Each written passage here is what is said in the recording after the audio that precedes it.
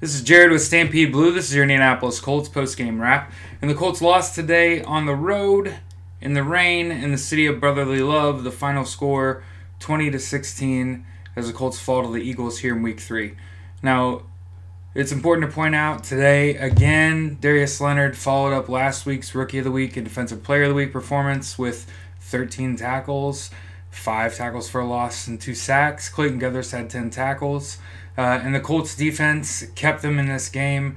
And a couple observations from some of my peers, we all concluded the defense is ahead of the offense at this point, right? I mean, only allowing 20 points to the Super Bowl champions on the road. And I get it.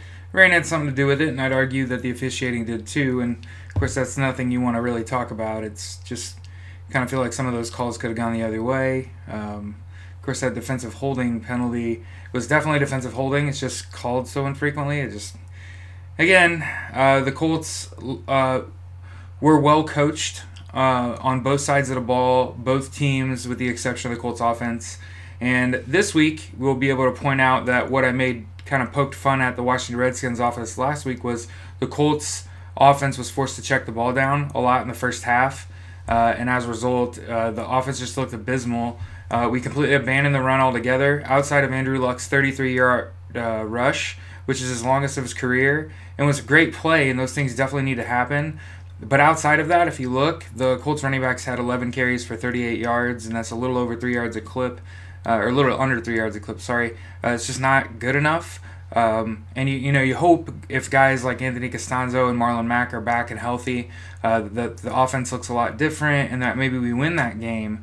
And there were some balls thrown to Eric Ebron, and there were some passes that were right there. And I think if we're not playing in the rain, maybe those balls are caught, and maybe this isn't even close. But the same thing could be said for the Eagles. The Eagles were down Alshon Jeffrey. They were without Jay Ajayi, but Corey Clement ran the ball over the place, and even Wendell Smallwood, that little guy is tough. Got a touchdown there on that 11-minute drive in the fourth quarter, and that's really what separated the Colts and Eagles today, is that the Colts did not have a scoring possession where the drive lasted over 7 minutes. They had a 5.5-minute drive that resulted in a field goal off a turnover. Those things have to happen too. We definitely need turnovers, and the Colts didn't turn the ball over. So it almost isn't good enough, right? It only wins in horseshoes and hand grenades. And today is an example of a game where if the Colts get the ball back with 3 minutes left and you're down 4, you got to think Andrew Luck's going to take you to the mountaintop more often than not. And to have the ball on fourth down inside the 5, have an opportunity to go for it. I'd argue that sack, that second sack of the game there to end the game, in what dimension do I need to be in where Andrew Luck plants his hand on the ground, maintains his footing, and whips one into the end zone and sets a world on fire? Colts beat the Eagles on the road, right? Rick and 40 fans, you know what I'm talking about. But that didn't happen today, and it's unfortunate. And a lot of people are going to, before we, light our torches and head towards Eric Ebron's house, let's just remember that Eric Ebron was brought in to complement a guy like Jack Doyle, who would have made a big impact today, and wasn't there. But it was encouraging. Guys like Ryan Grant were getting involved. Chester Rogers got involved a little bit. And I think it really comes down to developing the offense so that we're able to push the ball downfield and score at will against anybody. You have to be able to do that in the NFL. You have to be able to get the ball in a position to need to score and be able to do it. And the Colts had technically 2 full opportunities to do it. I get it, getting the ball back with a minute left and no timeouts is kind of a difficult spot to put your offense in. But if you really want to look at it, and I don't want to hear anybody talking about the Colts took Andrew Luck out at the end and put in Jacoby Brissett. Jacoby Brissett's got a monster arm, okay? And absolutely whip that ball in the end zone. Might not even overthrown it. And in what dimension do I have to be in where T.Y. Hilton sticks both arms out and catches that ball, and the Colts win walking off the field, and then you're thinking, man, that was a really well-coached game from both sides, and it came down to the last play. It really did. The Colts were right there.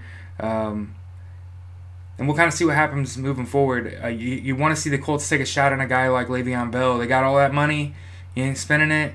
I certainly think Le'Veon would make a big impact. And, of course, I want to bet on Marlon Mack, right? But so far I can't. And you got to think, if it's true, if he's being shopped. I also saw that Jimmy Garoppolo may have tore his ACL today, so that may be an intriguing spot for the Colts to possibly leverage a guy like Jacoby Brissett. Maybe that's why they put him in there at the end, just to remind other teams, hey, we got a guy with a big arm that can put the ball on a dime deep down the field. So certainly some intriguing things going on in the NFL. It was a well-spirited, well-played game today, given the rain. Felt like the Colts got all the pieces. We're right there. We're well coached. We got put in a position to win the game, and the defense looks really good. So I'm encouraged. Being 1-2 doesn't feel good. And you go into a tough opponent next week with the New England Patriots. Although I don't think they're quite the Patriots of the past. Still Tom Brady, man. And I think the Colts are right on the cusp of being something really good. Maybe we are a year away. But there's certainly opportunity there to do things to continue to improve the roster, get some guys back healthy, and get this offense chugging along. Because I think Andrew Luck's really good. I just think he was pressured a lot earlier today into getting rid of the ball and checking the ball down a lot. And I think if he's got a little more time in the pocket and a little more comfortable back there, I think he can push the ball downfield. I feel like we have good receivers that are able to get open, and even good tight ends and backs, good with the ball.